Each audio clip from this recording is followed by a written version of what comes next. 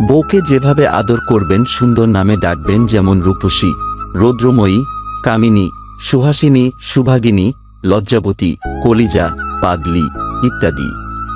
কোনো ভুল করলে আদর করে কাছে ডেকে নিয়ে চোখে চোখ রেখে ভালোবাসার সহিত বুঝিয়ে দিবেন নারী ভালোবাসার পাগল। রান্নার সময় পিছন থেকে জড়িয়ে ধরে মুস্কি হাসি দিয়ে তার কাছে সহযোগিতা করবেন। তার মনের কথাগুলো মনোযোগ দিয়ে শুনবেন এবং তার সাথে হাসবেন। তার শাড়ি পরিয়ে দিবেন, চুলে বেনি করে দিবেন, নিজ হাতে মাথায় বকুল ফুল গুজে দিবেন এবং জ্যোৎস্না রাতে তাকে নিয়ে ছাদের বেলকনিতে অথবা ছাদের নির্জন স্থানে দাঁড়িয়ে চাঁদ দেখবেন।